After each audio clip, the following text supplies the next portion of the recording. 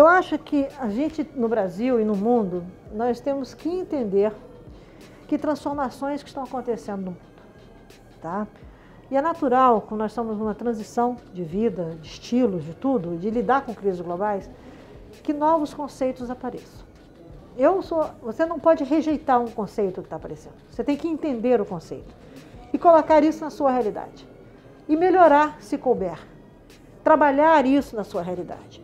A questão da justiça climática, tá? É a justiça ambiental, a justiça climática, racismo climático, racismo ambiental. Você tem derivações do mesmo problema, que é você não pode acentuar as desigualdades, não pode acentuar suas desigualdades históricas numa era que, como estou falando, absolutamente de transformação. Você tem que ser justo, você tem que procurar reconhecer isso e criar mecanismos de inclusão, não só social, mas política no país.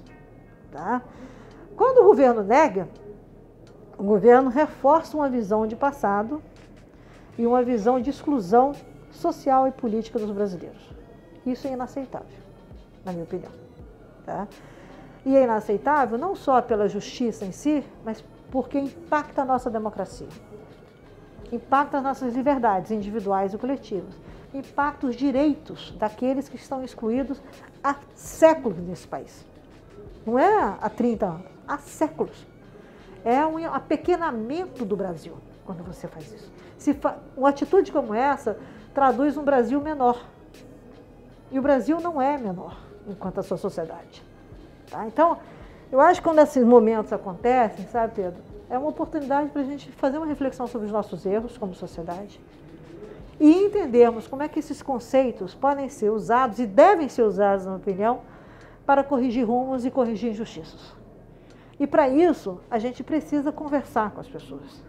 A gente precisa entender essa diversidade de pessoas, de raças e diversidade política, cultural que define o Brasil.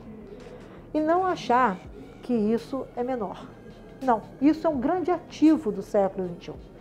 Quanto mais diverso, mais plural, mais forte é uma sociedade.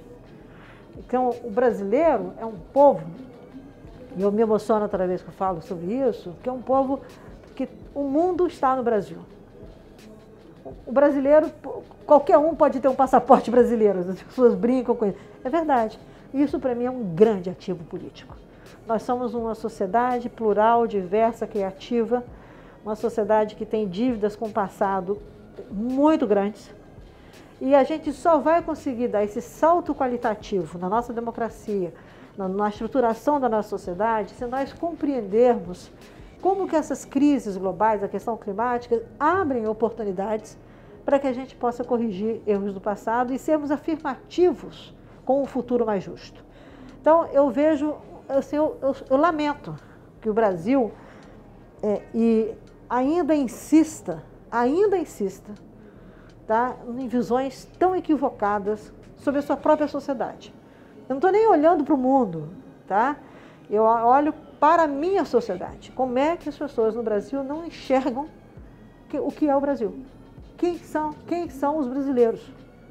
Então, quando você exclui o indígena, por exemplo, quando você tem um preconceito em relação à questão da justiça climática, da justiça social, você não tem nem conhecimento da história do seu país. Você não sabe por que você é brasileiro. Quando você tira os negros da agenda, você não entende por que você é brasileiro. Então você não pode defender o Brasil. Isso não é um brasileiro. Um brasileiro tem que ter noção do que ele é e ter orgulho disso. E ter orgulho, porque os países do mundo veem o Brasil, não só com o processo de colonização, que eu acho muito injusto, que aconteceu, mas nós não temos o direito de repetirmos um colonialismo contemporâneo, ou um novo colonialismo, quando você não entende quem você é.